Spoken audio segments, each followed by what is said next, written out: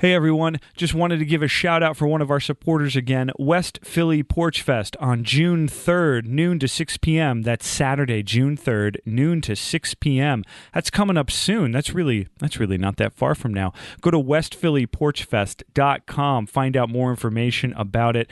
Two of the festival's organizers, Owen and Bobby, are on the show today. Driftwood Soldier, that's their band. They're on the show. They're talking about their band. They're also going to talk about West Philly Porch Fest. But like I said, go to westphillyporchfest.com for more information. And if you live in the West Philadelphia area and you're interested in maybe hosting a porch show as part of the festival, the deadline for that is May 29th. So go to westphillyporchfest.com if you want to do that. There's a form you can fill out and submit to them. It's not curated. You just need to register with them so they can include you in the map and the schedule and all that. So again, West Philly Porch Fest, June 3rd, noon to 6 p.m. We're going to talk to Owen and Bobby on the show in just a few minutes. So hey, I'm done. We're done. westphillyporchfest.com.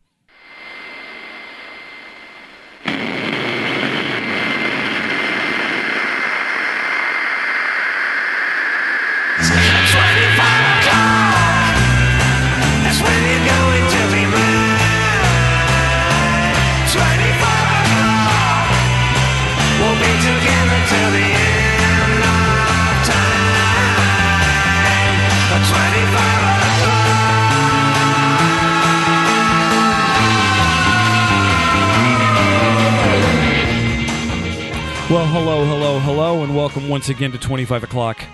I'm your host, Dan Drago. Thanks for being here. Thanks for joining us on the show. It's good. It's good to be doing a show.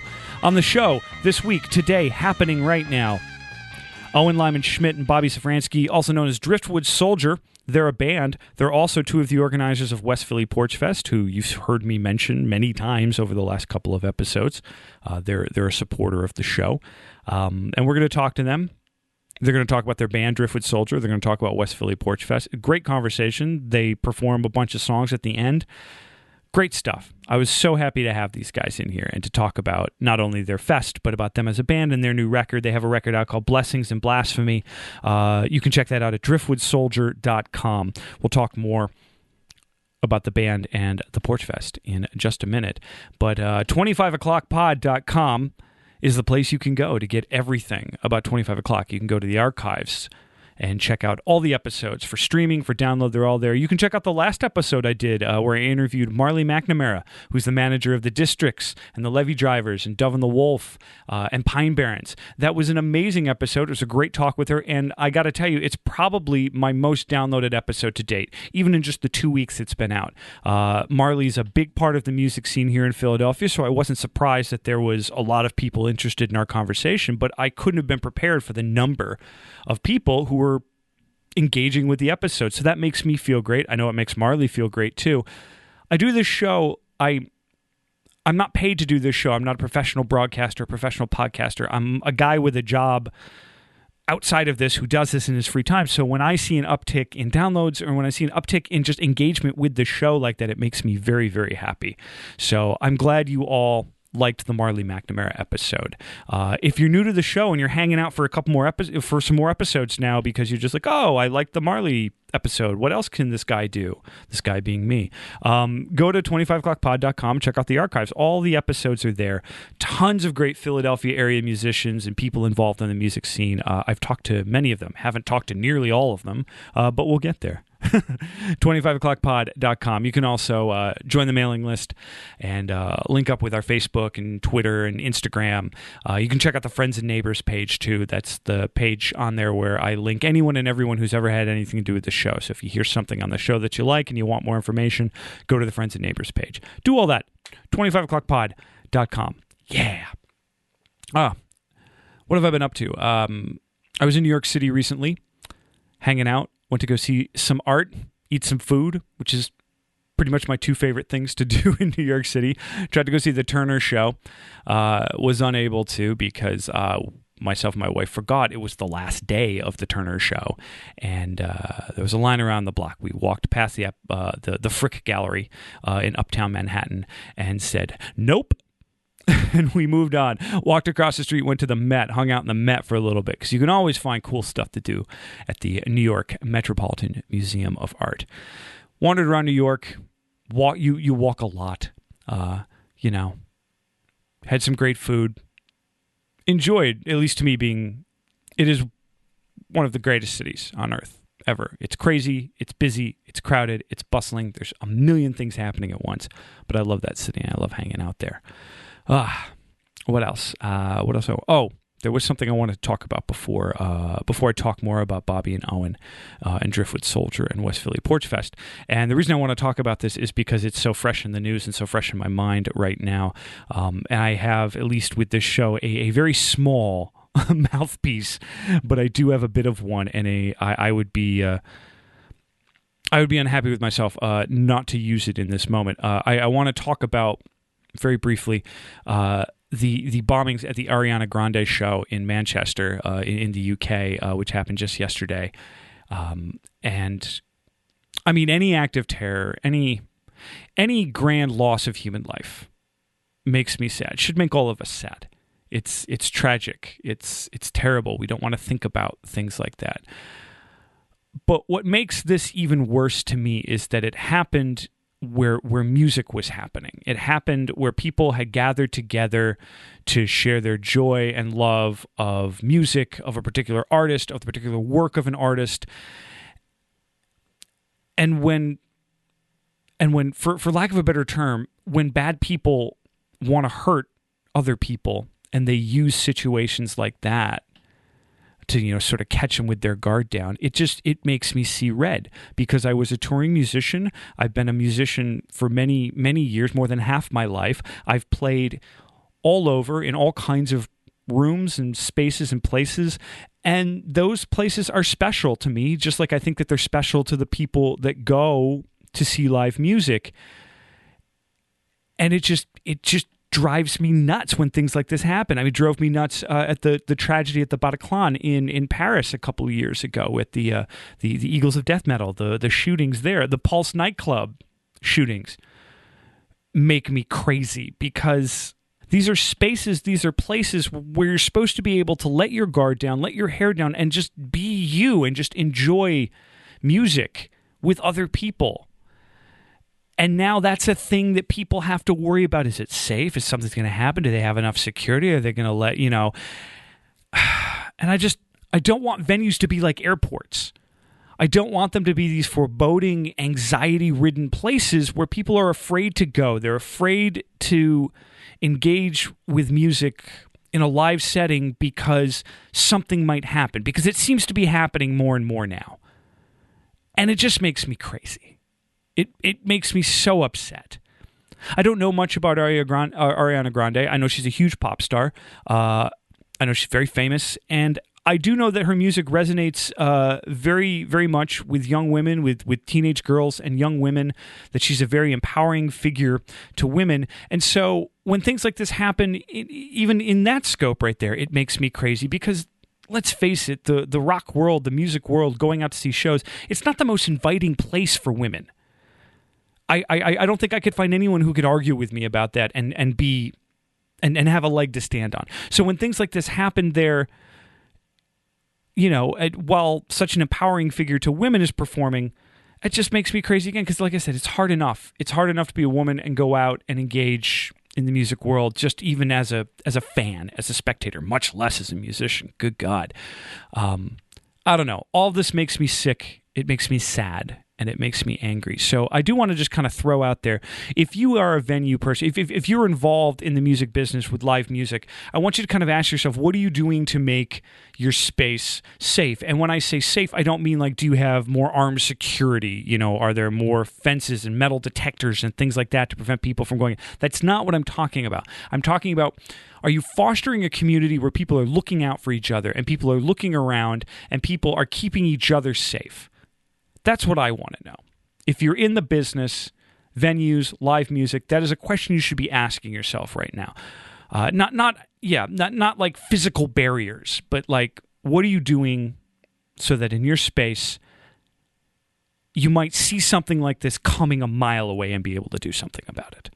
And also, I want to say to people who go out and see shows, like people who are maybe afraid now, when they hear things like this happen over the last few years, please keep going out and seeing shows. Please keep going out and engaging with live music. Because the loss of human life is tragic and awful. But I think that the loss of the ability to go out and enjoy music, to go out and commune with other people who love the same music that you do, I think the loss of that is as bad, if not worse, than the loss of human life. Because it's one thing to be alive, but to be alive without joy and to be alive without being able to go out and engage with music, which is something I've done almost my entire life. To have that taken away is even more tragic to me than the loss of life. Anyway, that's my piece. I'm sure there's tons of outlets out there that you can go, donate money, donate time, donate effort to try and make things better. Go out and do it. I don't know what they are right now. I'm still sort of processing the gargantuan tragedy that is violence being committed in music venues where music is happening. Anyway, that's my piece. Do what you can. Look out for each other. Stay safe. And more importantly, help others stay safe. Driftwood Soldier have a new record out. It's called Blessings and Blasphemy. They have a festival, West Philly Porch Fest, June 3rd, noon to 6, all over the neighborhoods of West Philadelphia. Tons of different kinds of music. All walks of life, all people. Everyone is welcome there. Everyone is safe there. Go to it. WestPhillyPorchFest.com, DriftwoodSoldier.com. Let's have a conversation. Let's have a conversation with Owen Lyman Schmidt and Bobby Safransky of Driftwood Soldier here on 25 o'clock.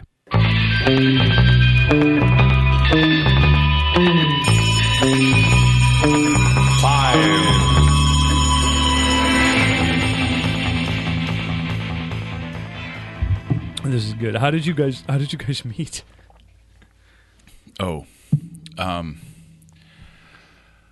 I hate to be too aggressive about this, but this is actually the question that I hate fielding. Okay. Because we have such a boring story about it. We're just friends of friends. We just,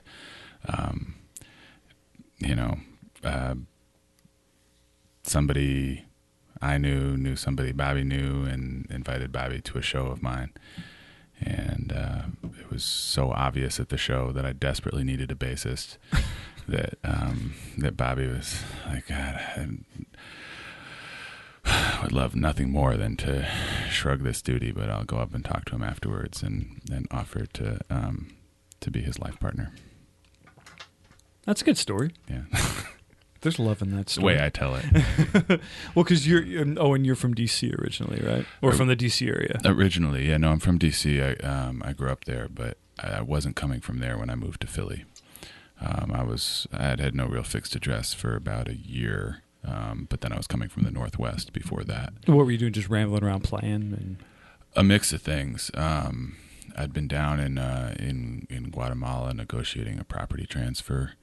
A lot of power of attorneys and things, and then I'd been on a solo tour across the country, and then I'd been up in Maine, rebuilding a very old structure, and then I'd been I'd done about a month of hard labor on my sister's farm at the time.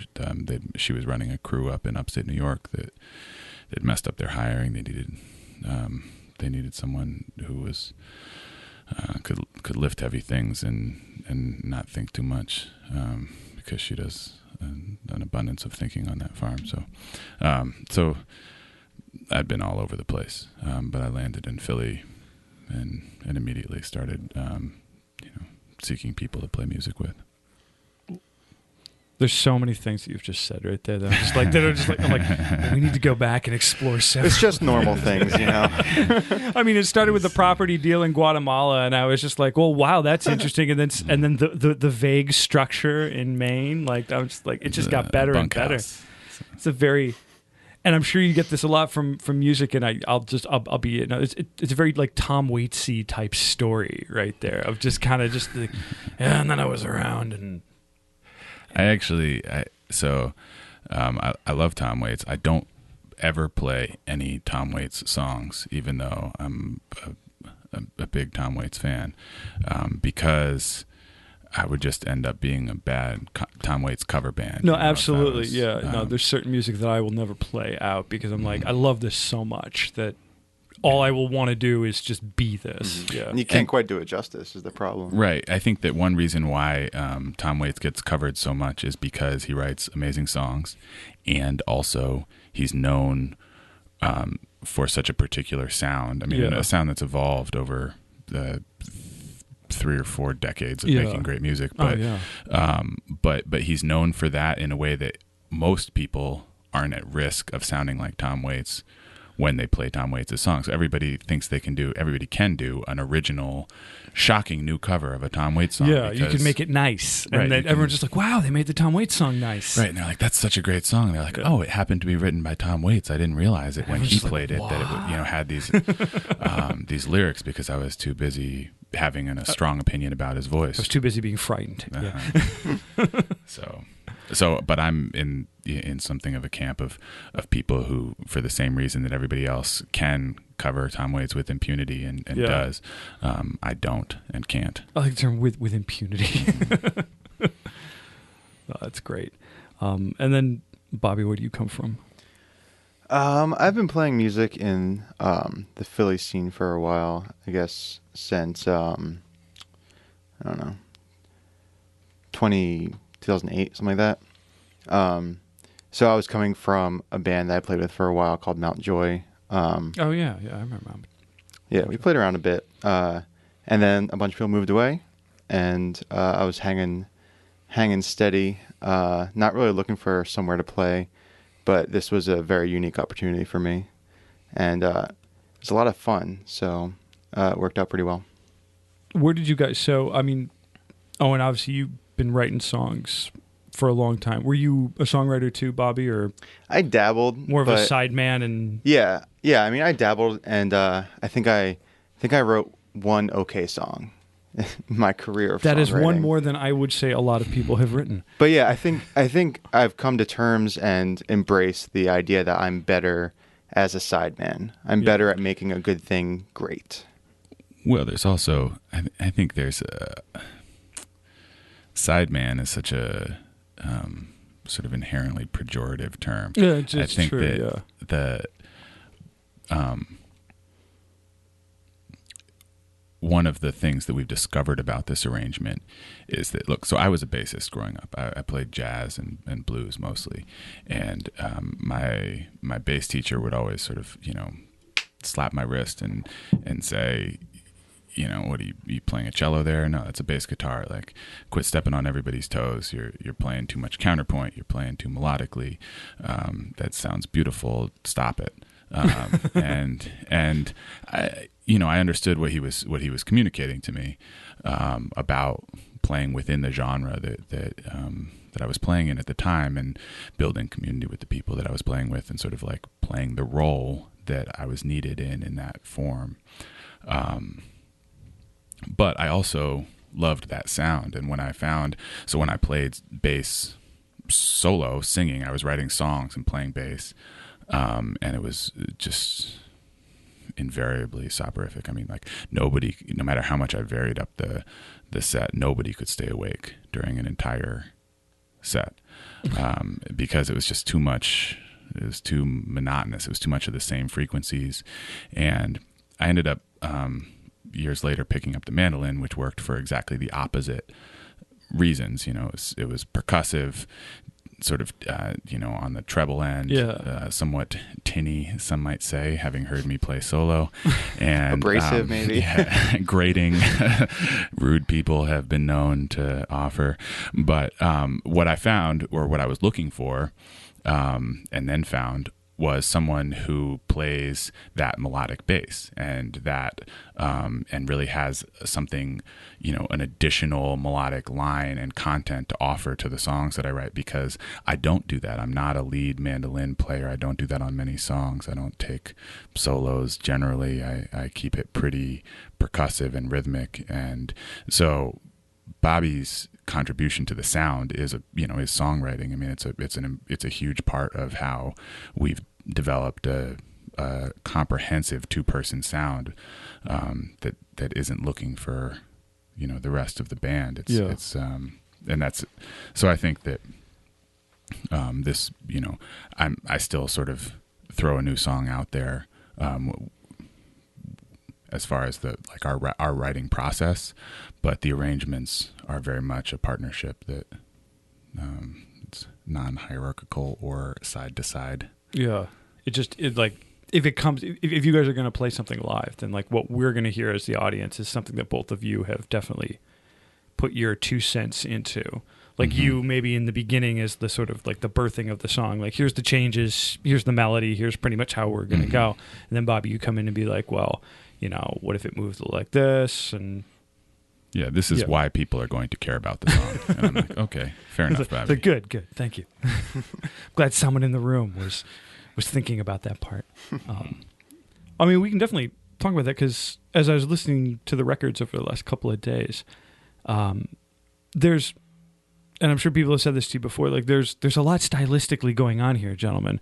But beyond that, which is just a way of saying like, wow, you sound like not just one thing, which is not new and as musicians, the three of us in the room know that you're just like, yeah, you're not just going to go out and play one kind of thing all the time. But what I really enjoyed about listening to the music is that, at least for me, having a pretty wide palette of music from all things folk, rock, blues, jazz, all that, I can hear all the elements. I could, if I had to sit down with a pen and just write down, it's like, well, there's this and there's this guy and that guy and this record and that. But the cool thing about it is how you've amalgamated all these things together in this streamlined other. And that's the really cool thing about listening to the records, is that I was just like, yeah, they're definitely drawing from this handful of things, but you're drawing from a lot of other places that like wouldn't normally be, roots folk, Americana, blues, that kind of stuff. There's a lot of other things going on right there. I'm curious, like, what do you guys decide to do when it comes to the sound? What gets decided consciously, and then what just happens as a byproduct of just organically playing together? I feel like a lot of it, at least on my side, comes from what I hear when Owen births the idea of the song. And let's keep running with this metaphor, though. I like it. When you're in labor with the song, screaming, I kind of often screaming. It's a lot of that. It's a sweaty guy. I think in my head, I like, okay, if this was a song I was listening to from whatever artist I'm thinking of, what do I expect to hear, or even what do I want to hear, regardless of who I think the song is coming from. So I kind of backdoor that idea. And I think we do a lot of playing off each other to make it just snowball into something completely different, and kind of let the song tell us what it should be like.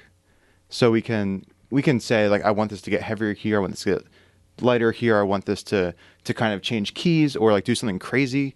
But I think a lot of it, at least from my perspective, is playing it as if it was a song I already heard before, and saying, what do I expect? What do I want this to be like? And kind of let the story or the feeling tell me what the song should be.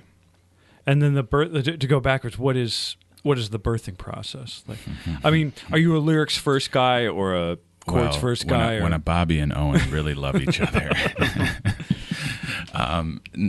So the hardest thing for me is, or the thing that feels mystical or hard to sort of consciously generate is a melody, is a lead melody.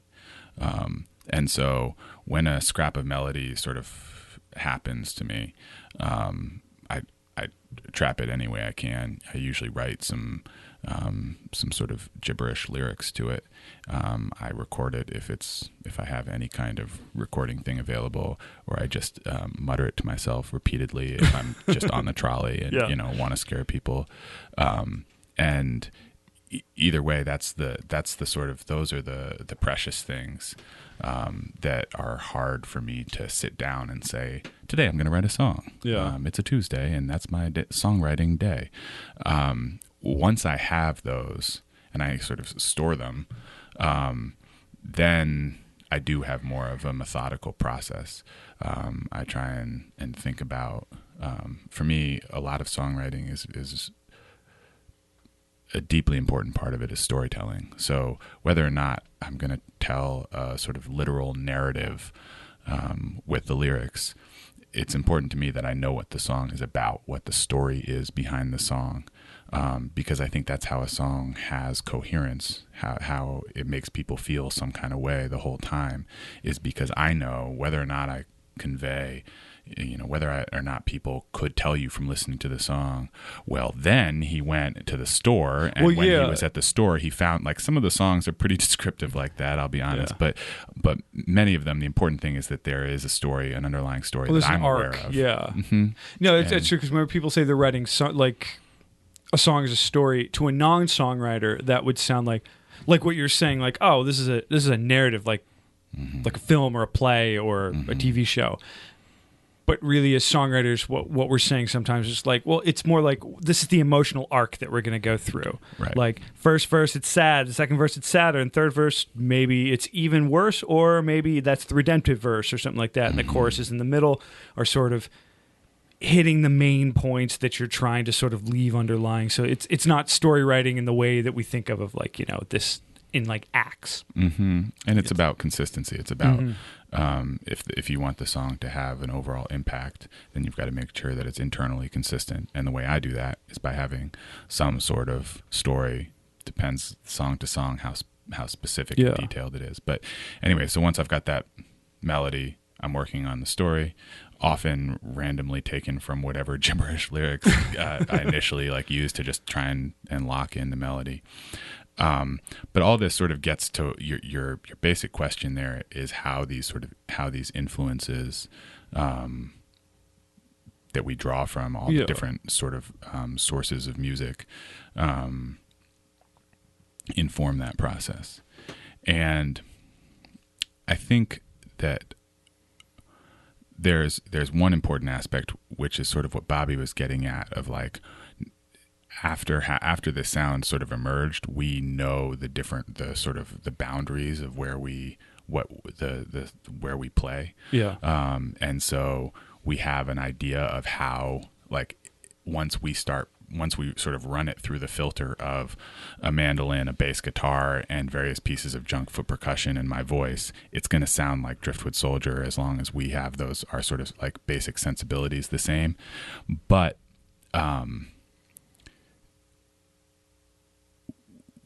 that territory was more or less was sort of discovered by us by chance, just by where we wrote and where it felt good, and where we had this desired effect, where we played it and we knew people, and people understood that story, that basic story.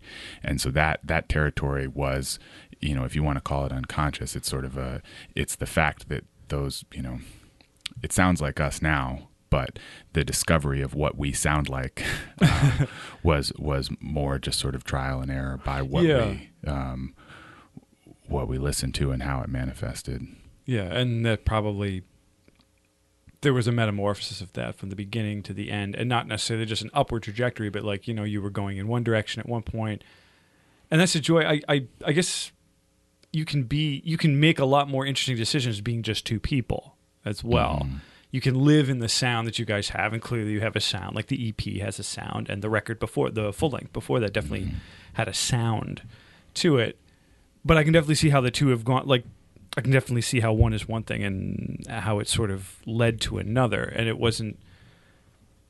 We can't really draw a straight line from one to the other, but I can definitely hear it in there. It's so weird talking, like when you try and pin down like specific words without trying to make value judgments whenever you like talk about like, because you would never think of like, oh, the EP is better than the full length because of this, or aspects of the full length are better than the newer work. Or maybe you do, like maybe you're the kind of artist who think like, well, the newer work is always like the most upfront, the most what you're about at the moment type of. Yeah, the funny thing in this situation is that the new work is a concept album.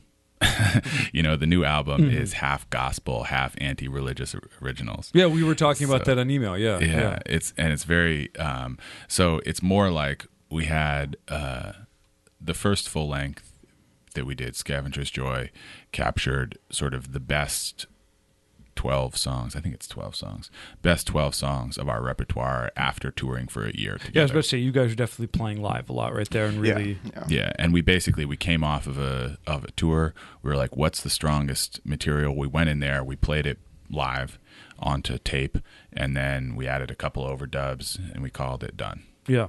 And Kyle Pulley, who recorded at the Headroom and mixed both of them, and does a lot of, he's a great that's Headroom. That's Kyle. guide. He's the other half of that's Joe Reinhardt's studio too, right? Yeah. Okay. Yeah. I know plays Joe, for Thin Lips. Yeah. Yeah. That's right. And Kyle plays in Thin Lips. Yeah. So he produced, or he literally produced and made them. He does a lot of but he does a lot of production, like consultation while you're doing it. He's a really he's a really valuable person to have in the studio. And he said after the first one, he said, well, there were a lot of I could see how we could do the production sort of pretty differently with if you guys had come in here with the mindset of laying this out track by track and in a more traditional like in a more traditional recording thing, although what you guys did was traditional of a different era. Sure. And it was also part of our mentality of just like, this is how we get energy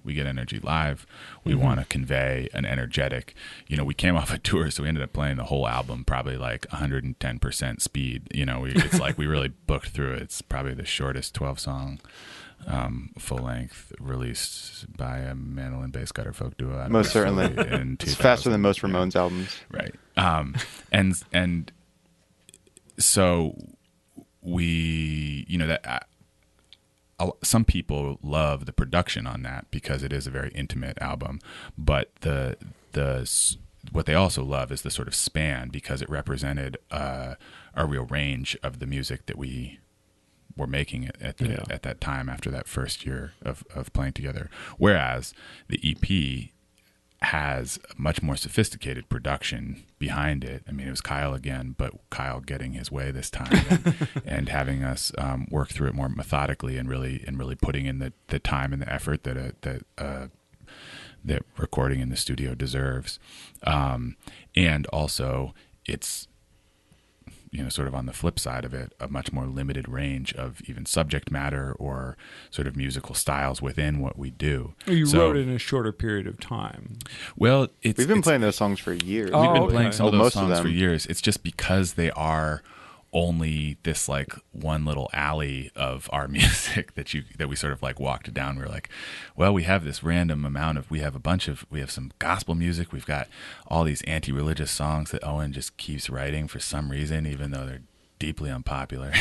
And, and we feel like there's a critical mass of these that we should get off our chest before we go record the next full length, because we have all the material for another full length and we play it regularly live, and those are the songs that people ask for and know. But we were sort of like, well, before we do that, let's get this side project. Do the angry songs.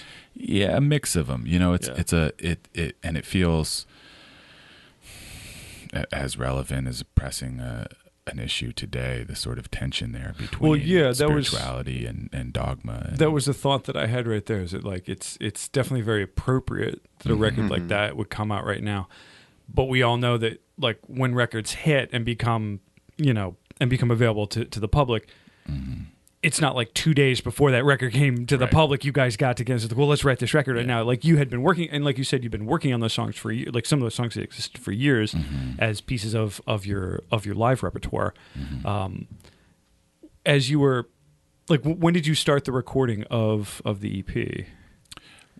You see kind of what I'm doing right here. I'm at, like, I'm trying to put it like in the context of the last year, just in the country and everything like that. For sure. Yeah. So we sat down with Kyle, and we wrote the demos, or we put the demos together and sat down with him in the late summer, and we recorded the album mostly in October.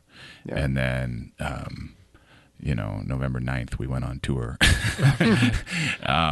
And the most depressing tour we've been on. Yeah. Oh, wow. And I think, for me, I felt the pressure of sort of religiously driven. It's funny right now that with the political climate, there's religiously motivated hate and fear, especially Islamophobia is at all-time highs. But Trump is such a deeply hypocritical religious figure that it actually feels like a more nuanced and complicated moment of religious reckoning. Absolutely. Yeah. Well, because he's not a religious person. Like under Bush, it felt like we had to sort of prove that there was religious hypocrisy at work. It felt like it felt more this, these people say, but we know otherwise.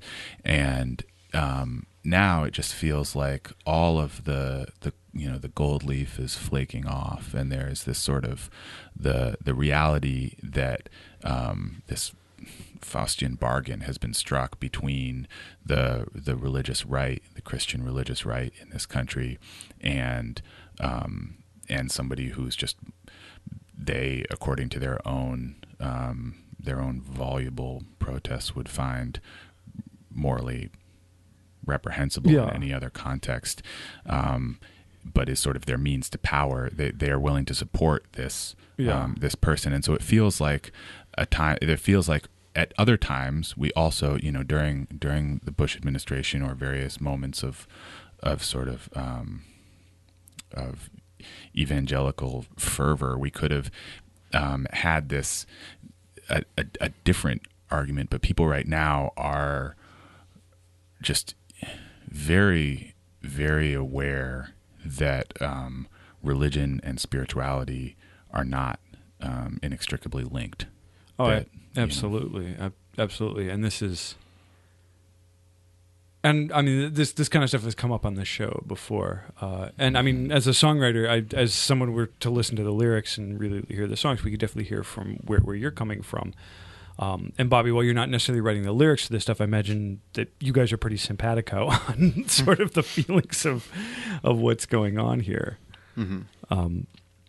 Do you guys come from religious backgrounds or religious families? Was there a certain point where because clearly when you write lyrics and you sing, you clearly sing as someone who has had some schooling, at least in listening to a heck of a lot of gospel music, and not just in a passive way where you're just like, oh, well, here's a neat thing that I could make into this sort of roots music hodgepodge that is whatever Americana is right now, or whatever the heck you want to call it. Mm-hmm. You guys definitely play in a way. It sounds like you have a lot more understanding of it than it just being a genre. Yeah, I come from a family of various forms of non-religious people, some who are more questioning and some who are more sort of better fall into the category of atheist evangelicals, people who are more explicitly anti-religious or against organized religion as they perceive it.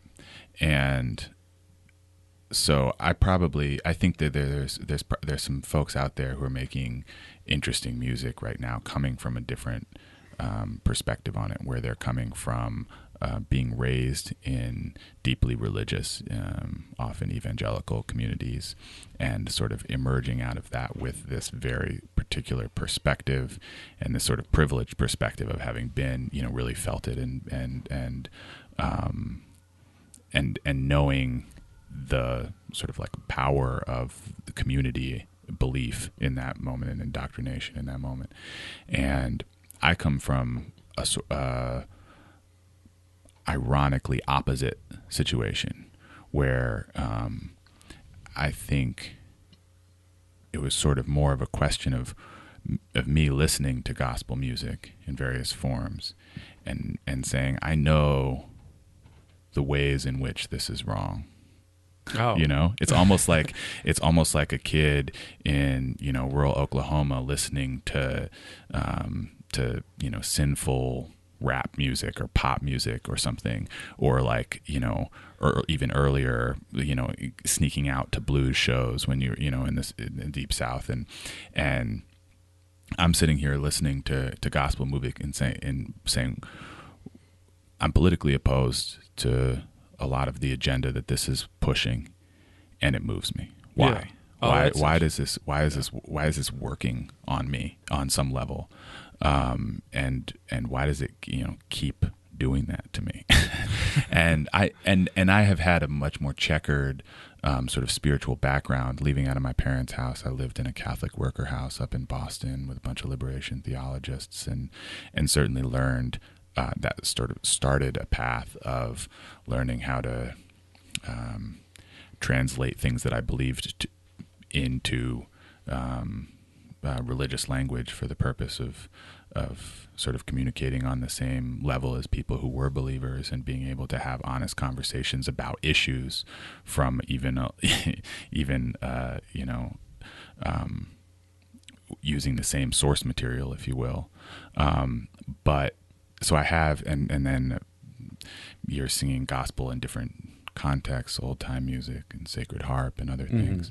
But I'm actually coming at it from a sort of opposite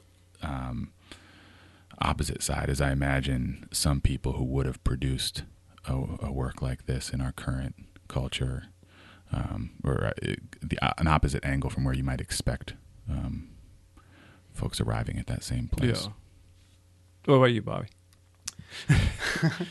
Same, you know. Great. We're done. Yeah, I don't know. I mean, I grew up as I see it, pretty normal Roman Catholic, of people going to church because you have to go to church, just no questions asked. And then when you reach a certain level, which in my family was when you get confirmation, you're allowed to decide not to go to church anymore, which both my sister and myself did immediately. Yeah. And then my parents also stopped going. So it's a funny thing where you don't really talk about your beliefs within the family, but you all kind of stop going. So it's all kind of like, but the one powerful thing that I've had, and even going back for like my grandmother or like whatever other reason I've been to church for the past dozen times over just as many years, is, you know, the music is very powerful, and there's, you know, regardless of kind of the subject matter, it's just sung with such beauty and I don't know, just belief. You know, you can really like hear the belief in it. Yeah. And that is really moving. And it's a funny thing that we've, every time, like with the release show we did with various artists to sit in with various songs, and it's always the same thing where musicians just have a strong relationship with this music regardless of their beliefs, and some, you know, were raised, you know, different religions and weren't religious in those religions. So it's like there's no reason that they should have a relationship with this music besides the strength of the music. Yeah, yeah. I mean, and you can take that all the way back to like, you know, like Bach or something like that, you know, the giant, you know, big organ pieces and big chamber pieces, stuff like that, because the music itself was made huge because you're making the music for, in your mind, the hugest thing imaginable, which is a higher power, which is God. So, you know, when you make music for God, you tend to swing for the fences. He wants to hear 47 separate organ pieces. Yep. And people miss all the time. Oh, of course. Well, I mean, like the opposite side of like when you talk about the big grandiose movement, because, you know, you can get moved by Bach and not even know that it's religious music. Like, I mean, most of that stuff is church music, again, because the church had the money to commission people, like, you know, I don't know why I'm obsessed with Bach, but like, but like to commission composers and people like that, dude, that was the power, that was the money, and that was the place where, you know, nowadays you go on tour, you play in a club. That was the place where the most people were going to be. Like, you knew every Sunday you could have a room full of people, so you could play you could have your new song play, or there would be a big mass or something like that, and you wrote the music for it, and that was like playing a big show of the year or something like that. Yeah. Yeah, they still got a better draw than us. Oh, absolutely. Absolutely. Yeah. I'm playing the wrong rooms. But when you said like the other side, like people swung and missed, like I immediately think to myself, I'm like, so much of, what you call a sort of like contemporary Christian rock or contemporary Christian whatever, like this stuff, like I take that from like the 70s to now, like that's sort of like, it's like, well, we sound like the Carpenters, except we're, a lot more religious in our lyrics and like that than the Carpenters were. Yeah. And that was kind of the stuff that I was sort of coming up with at the age. And for someone to be like, well, and then, adults in church would be like, like, oh, well, it's just like your music, except it's about God. And I'd be like, and at the time, like, I'm discovering the Ramones and I'm discovering Nirvana and all kinds of other stuff. And I'm just like, this is nothing. Even the Beatles, you're just like, this is nothing like what I'm discovering right now. I think there's something there, just to tie it back to the question of a story, where there you can, I don't mean to be too starry-eyed about this, but you can feel when somebody's story is bankrupt, when there's a fake story behind a song. And I think a story for story's sake, more or less. I think that some of the beautiful, like a song that's on the album is one of my favorite Sacred Harp songs. It's called David's Lamentation, and it's a really simple, like the lyrics, tiny lyrics. It's David the king was grieved and moved, and he went to his chamber, and wept. And as he went, he wept and said, oh my son, would to God I had died. Would to God I had died. Would to God I had died for thee, O Absalom, my son. And that's a hell of a story. I mean, you don't need to know all of the backstory about Absalom's rebellion against David and all of these other things to understand this. Like, it's just this really powerful, it's a father saying, I would have died if I, in the case, I would have died if I'd known rather than have you die. That's a huge, powerful story behind there. And hearing that's what translates to me, hearing a Christian rock band sort of cite like, God is everything to me, God is everything to you. It's like their story, and the funny thing is that they're even missing the story they're missing the rock and roll story. Yeah, they're not like the people who created the genres of who played rock and roll.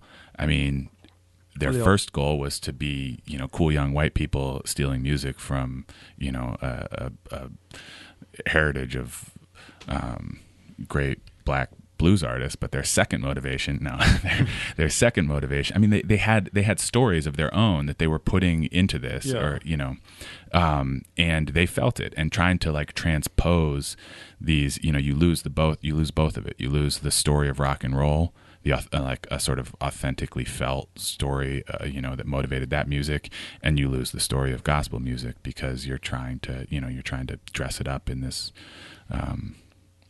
sort of costume. That's not, I mean, I'm sure if I listen to, I'm not sure actually. There might just be no. There's a lot of money in that industry.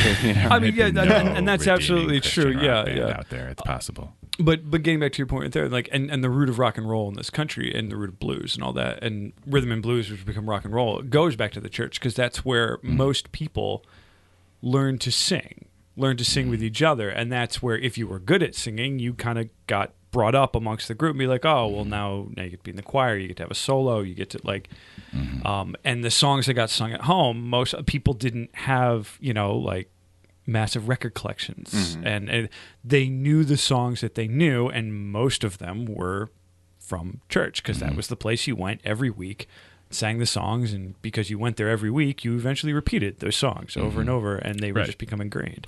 Right, and that's not to say, Sacred Harp was about teaching more people how to read, how to sing together. I mean, it's shape note singing. It's a whole system of being able to sing together new songs, sight read when you don't have a formal music training. I mean, it's a sort of fundamentally populist idea of how music should be consumed. Is it's sung in 4-part, 4-part harmony, how complex. It's 4 parts all facing each other. The choir is the entire audience as well, and you're able to learn with this system to sing a whole new song that you've never sung before on your first time. And this is sort of like the motivation behind it, is people singing together, and that is part of why it's so, you get just an unbelievable experience when you're standing in the middle of that, leading that. I mean, that's the type of sort of physical response to music that is I also have gotten that at lots of shows that had nothing to do with religion. But what I wanted to figure out was, knowing as I do politically how problematic religious dogma currently is in our political system, and has been, over history, and how often that power, of that sort of doctrinal power, has been abused. Why was I still being moved by this music? Yeah, that's where I come at it from. That is a really interesting question right there, and we could probably spend an hour just sort of parsing through that, because it is, because you know what you know, sort of the impetus behind it. Well, I mean, and you can even split that too, because there is at its core some sort of real feeling behind it, even what we would deem to be some of the more, dressed up, sort of glossy contemporary Christian music, something like that. At its core, there is someone trying to get some sort of feeling out. Now, whether they miss the bar of making it authentic or making it genuine or what have you, can definitely be argued back and forth. I think that the commercialization means that, the same question could be said about a top 40 pop love song. Like, is there actually a story beneath there, or is it has become so overburdened with the cliches of the Are we just genre hitting the points? Like, that you just sort of like copying and pasting? There's sort of ideas about what a relationship should be into a song until it's all the the pieces of previous hits are assembled, and then you trot it out on Spotify. But I think is a I think it's a similar critique. And what I love about it is that even in its dogmatic limitations, there's still plenty of source material to criticize Christian rock within the boundaries of religion. Is talk about golden calves. It's definitely there's definitely some reprehensible aspects of the industry, but I think I don't know, we're more interested in music as community. And actually, one of the things we were excited to talk about on the show was a particular music community event that we helped organize this year for the second year in our neighborhood, which is West Philly. Yeah, let's talk about West Philly Porch Fest, because I've been familiar with sort of the Porch Fest idea, not necessarily from Philadelphia, but I had friends who I was pretty close with, like the music community in Boston and like in Jamaica Plain and stuff like that. They've done Porch Fests.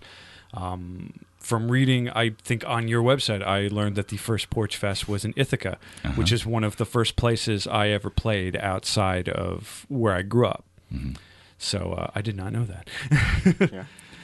That's an interesting. Yeah, the first Porch Fest that called itself a Porch Fest was in Ithaca in 2007. So it's been just a small decade, and the idea under that name and the sort of guidelines that they sort of laid out in Ithaca has spread remarkably quickly with people sort of who see that as a sort of origin of Porch Fest. Yeah, and they were doing similar things even before 2007.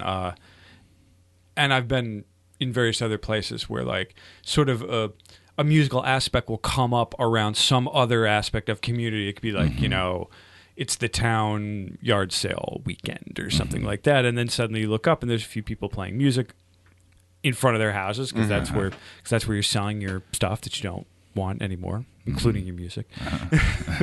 Somebody take this. Somebody, please listen to this. Validate. I don't know why we bring out so many CDs. Oh God, you go to the back of the basement right here. I got a few boxes in there of all the same CD. Yeah. But that's the cool thing about Porch Fest is that it's, instead of it being, and I'm a huge proponent of non-traditional venue and non-traditional delivery systems of live music. I think that the typical bar club scenario of seeing music is, in my opinion, one of the worst ways to experience music, which is not to say that I have not enjoyed the hell out of bands that I've seen at bars and clubs, but from having been on both sides of it, there's definitely, it's a very limited way to experience music. So the idea not only of having a series of shows outside and having it be more, as much of a, and you tell me if I'm getting this right or not, as much of a celebration of the neighborhood as it is about the people playing the music. Absolutely. I mean, I think it's a real goal to, specifically for the West Philly Porch Fest, is to highlight all the different people in our neighborhood. I mean, it's such a mix of people and backgrounds, and it's been our goal for the past 2 years of this Porch Fest to not only just have have our friends and have music on the porch, but to reach out to all the neighbors and just kind of let everyone enjoy the day and enjoy the neighborhood. Who have you been surprised with that you've sort of found in the neighborhood? Because, I mean, it's one thing to expect, dudes with beards to want to play on a porch like that, but to discover that, there's some neighbor in his 50s or 60s who has a gift that they want to, share with everyone. Have you been particularly surprised by anyone that you've found? Well, yeah. So I think that, like Bobby said, we have an incredibly diverse neighborhood, and that's not a politically neutral thing. I mean, we have a gentrifying neighborhood, which means that dudes with beards, young white dudes with beards, I mean, young, shit. I'm still young. That's true. Sure. Till next month. Is next month the big 3-0? It's not so bad. Yeah, I thought I was 30 a couple years ago, and it turned out that I wasn't. And so, were you honestly mistaken about how old you were?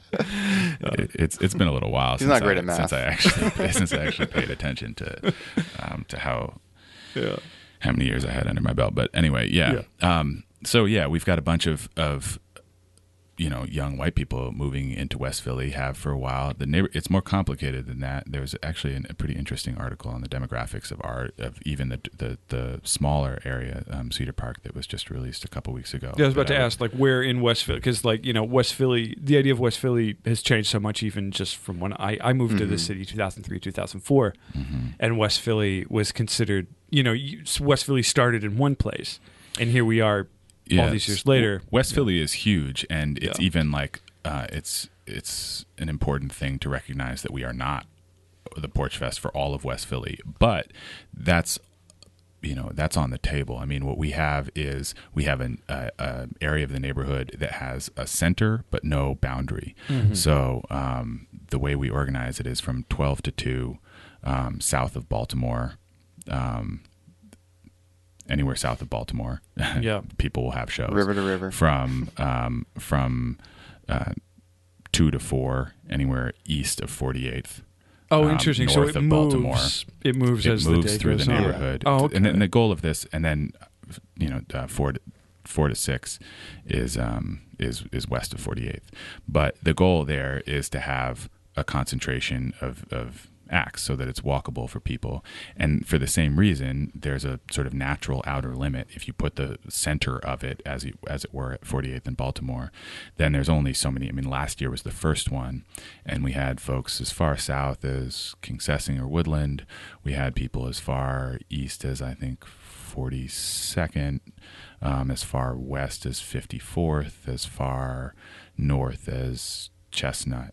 but there was no outer limit on it. It's just known. We communicated very clearly that the closer you are to, or the further you are away from the concentration of shows, just the fewer people will be walking around for the event. People now, might that not doesn't even mean realize that it's people, happening. Yeah, that doesn't mean people won't still see your show, because one of the beautiful things about Porch Fest is that people can participate who don't even know about it. But I did want to. I don't want to get too far away from the original point of your question of who has sort of participated, because it's important that for us that this is not just about inclusion of people, being sort of like invited to participate in an activity being thrown by some young white people who have relatively, in the scheme of things, moved into the neighborhood. What's so exciting about Porch Fest as a structure, and the decentralized fact that everybody organizes their own shows on porches and they just register it with us to put it on the map. So there's no curating. They're not auditioning. They're just they're doing the favor of letting you know, being like, hey, we're also doing it too, and here's where it is. And all we're doing is organizing it and making it available so that people who are coming to see the shows can find them, as many of them as possible. The beautiful thing about that structure is that it really can be a vehicle for anybody to use, and for everybody in the neighborhood to use, in the same way that you were saying, this has been done before, like with, in a yard sale or what have you. This DIY, there's so many different DIY scenes in coexisting in our segregated neighborhood. There's already music outside. There's already jazz in the park. There's already drum circles. There's already and there's music outside. There's music in basements. There's punk basements where now I really do feel old sometimes when I walk into and that's like, I am a white man. That is already tends to be a white man dominated space, and I already feel, if I go into a space and feel a punk space, I'm like, oh boy, I'm feeling old and out of touch here. I can't imagine how exclusive it feels to other people, and also there's just the fact of not even knowing where it's happening. If you're not already part of a scene, and if that scene is concentrated in a segregated social scene, how do you even find out which basement you let yourself into a random house and try and go down to the basement and see if there's a show happening there? I mean, and when you get to a certain age too, your ability, the time that you have to even engage in that sort of, because it's not something that you can just go look it up like in the city paper for good reason. It'll be could be broken up if there's necessary functions to that. So anyway, the structure of Porch Fest for us feels unique in that, not unique, but rare in its ability to take, not just to appreciate the diversity of our neighborhood, but appreciate it in a genuinely equal and representative way, where there's that that power dynamic of the fact that, like, we are young white people in this gentrifying neighborhood, trying to sort of overdetermine what cultural activity in that neighborhood looks like, is diminished by the fact that this is just a structure for everybody to use, as much or as little as it speaks to them. And our goal is just to make people aware of it outreach wise, so that they can make that choice for themselves, whether they want to be part of it. And people are incredibly responsive. I think it speaks to the reality that people do want that kind of broader community activity, because just letting people know about it is enough. It doesn't take a hard lean on people to try and convince them that this is exciting. And it's nice to sort of centralize it on a day and centralize it with the time, so that, because there is a performance aspect to it. You do want people to come, and you want as many people as you can to partake of all this different kind of stuff. And I imagine and there's a website, and as we get a little closer, I'm sure you guys will put up the list or whatever of who's doing what, where, and when.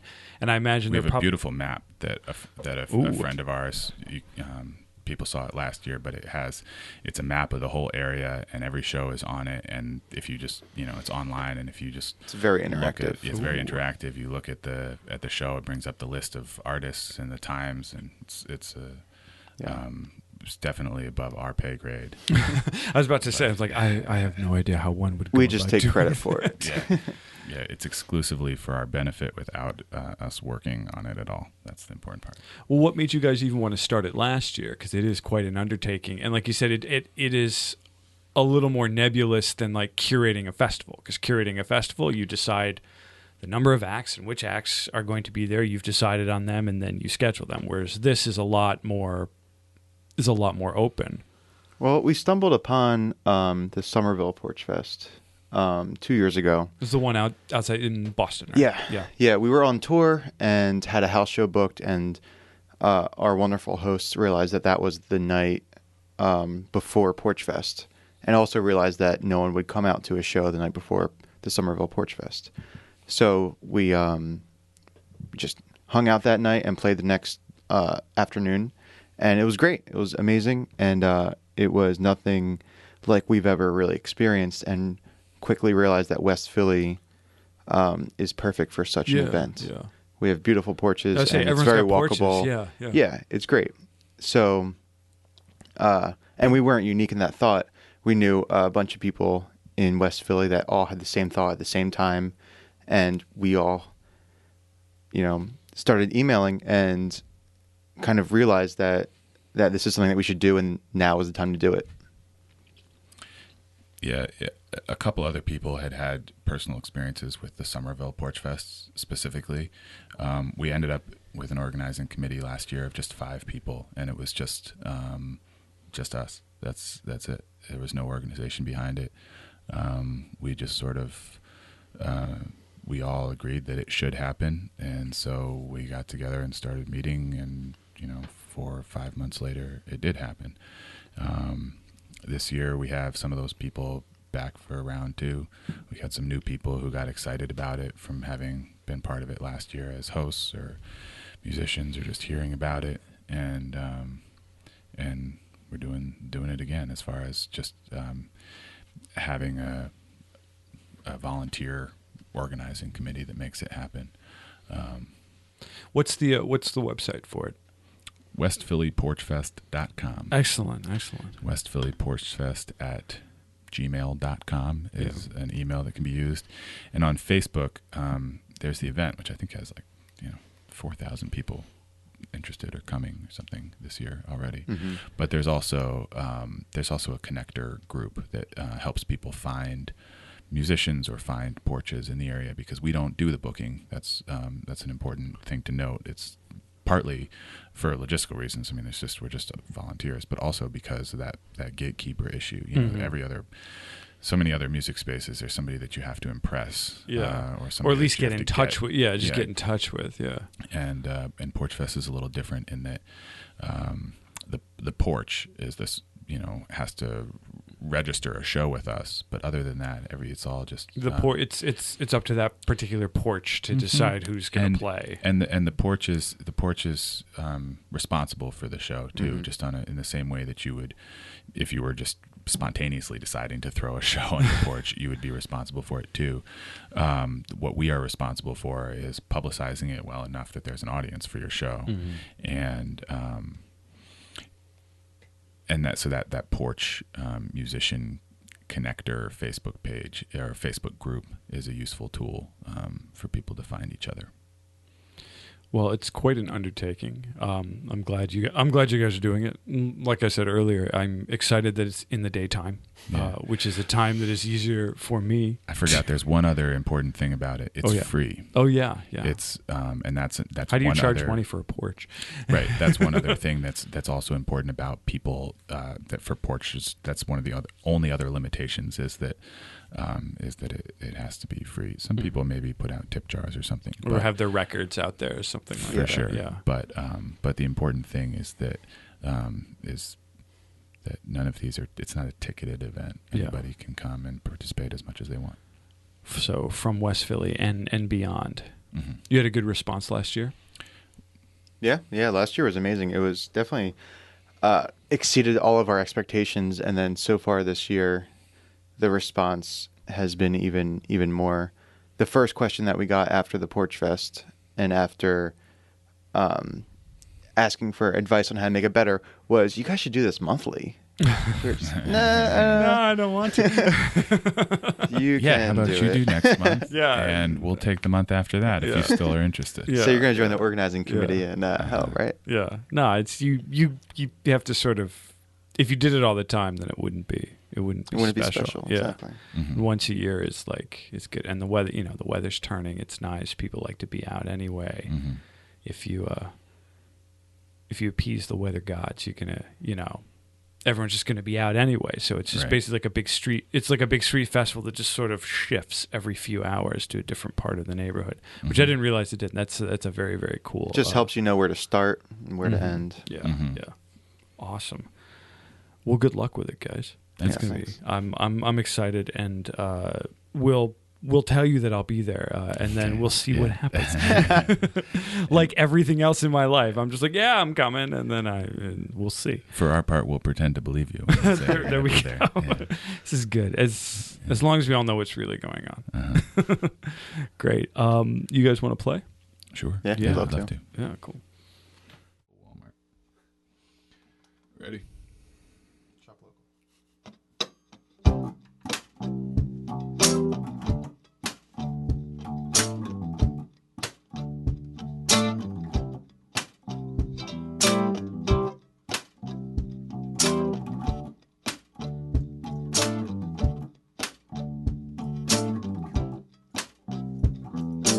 Never had a problem finding women who would love me. They just weren't always the women I would choose. It's always been really easy, but it never really pleased me. It never played a game that I might lose.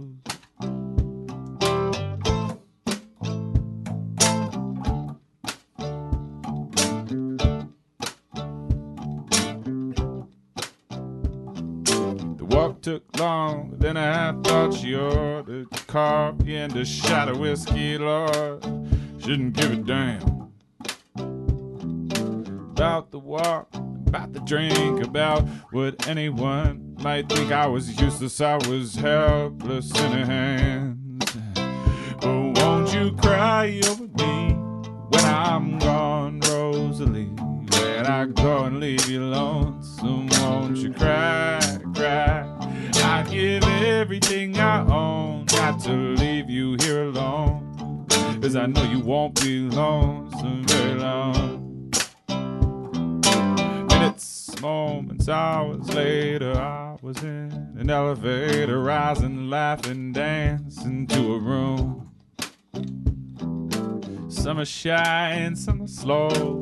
Some like to give a boy a show. She just turned her back and made love to the moon. Won't you cry over me when I'm gone, Rosalie? When I go and leave you lonesome, won't you cry, cry? I'd give everything I own not to leave you here alone, 'cause I know you won't be lonesome very long.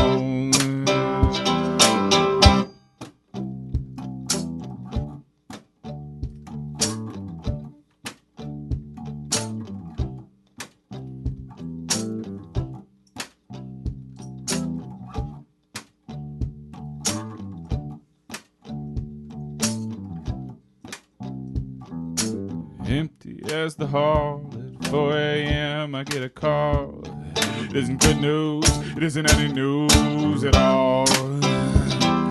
Rose is drunk, she doesn't care. Living large, she won't say where. Every step we climb was more to fall. Oh, won't you cry over me when I'm gone, Rosalie? When I go and leave you lonesome, won't you cry, cry?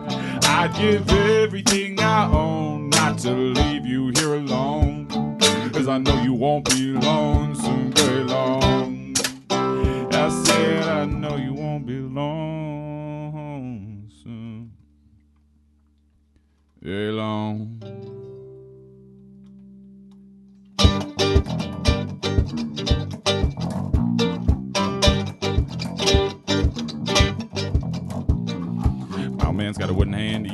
time he can. Said, might as well be fighting sand. You punching hard, but you never land. Still, I find I speak my mind, lose little pieces every time. Said, read between the lines, you'll see. Said, love's gonna save you, son.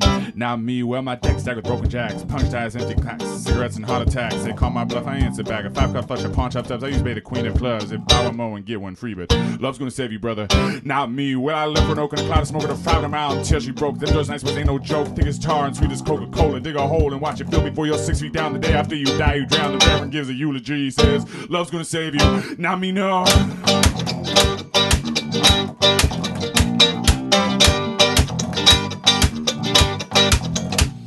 Them sort of husbands shocking wives, they sharpen up their kitchen knives. Stop their domestic lies, angry hornets in their hives. They thrive on isolation, fear and dreams of liberation, agitation, accusation. Drag my ass to central station. Said, you gotta tell the count of 3 then. Pray love saves you, boy.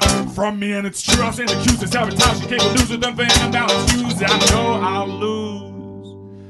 I'll choose my ink in jailhouse blue. My tattoos read like prophecies. They say, love's gonna save you. Not me, they say, love's gonna save you. Not me, they say, love's gonna save you. Not me, they say, love's gonna save you. Not me. That sound better? Sounds great. Sounds perfect. As I was walking down the road, wake up, sinners, a double wagon and a heavy load. Wake up, sinners, well, I cracked the whip and the leader sprung. Wake up, sinners, wagon wheel broke the wagon tongue. Wake up, sinners, wake up, sinners, you better keep moving on. Wake up, sinners, you better keep moving on. Wake up, sinners, you better keep moving on. Prepare for that great day to come. They tried to get me in the supermarket store. Wake up, sinners. I bought what I wanted and they said buy more. Wake up, sinners. Oh, so much shit that nobody needs. Wake up, sinners. Brightly colored rappers just do sort of greeds. Wake up, sinners. Wake up, sinners. Better keep moving on. Wake up, sinners. Better keep moving on. Wake up, sinners. Better keep moving on. Prepare for that great day to come. Buy that product, buy that crap. Wake up, sinners. $1 for the product, 3 for the rap. Wake up, sinners. Oh, pay the profit, never look back. Wake up, sinners. Be a happy family like the people on the pack. Wake up, sinners. Wake up, sinners. Better keep moving on. Wake up, sinners. Better keep moving on. Wake up, sinners. Better keep moving on. Prepare for that great day to come.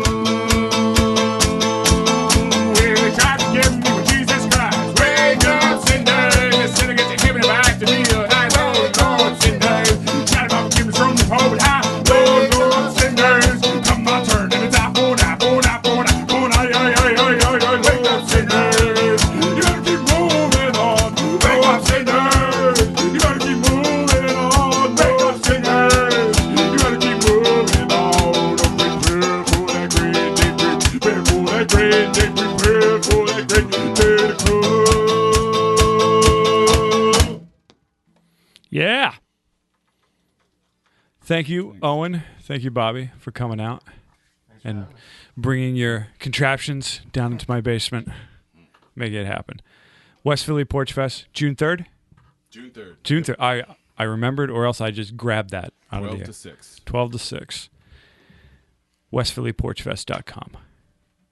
And other things as well. Thanks, guys. We'll be together till the end of time. 25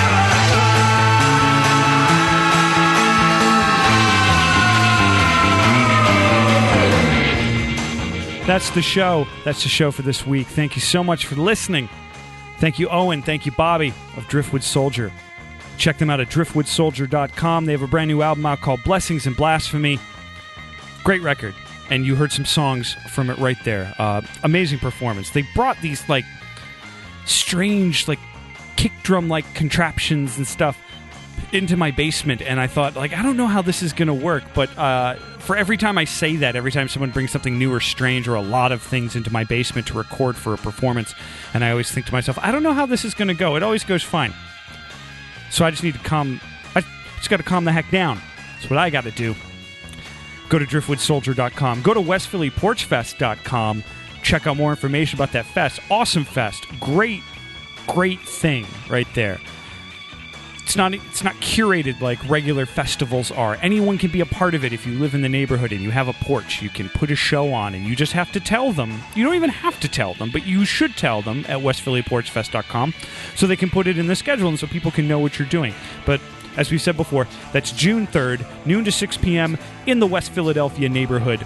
Go to westphillyporchfest.com for more information. And the deadline to register your porch, if you want to register your porch in West Philly, is May 29th. Do all that at their website at westphillyporchfest.com. Thank you so much for listening. Thank you so much for being part of the show. Thanks again to all the people who got so excited and were so supportive of the previous episode. I hope you hung out for this episode, and I hope you found it cool, and, I hope to see a little more of you, metaphorically, proverbially, what have you. Go to 25o'clockpod.com, catch up. It's a bunch of episodes. Been doing this for a little bit. Doing this in Philadelphia. A lot of Philadelphia artists, great people involved in the Philadelphia music scene have been on this show, and I've been so happy and blessed and grateful to have them on. So yeah, that's the show. 25o'clockpod.com. It's enough. My name is Dan Drago. This has been 25 o'clock. Until next time, take care of yourselves.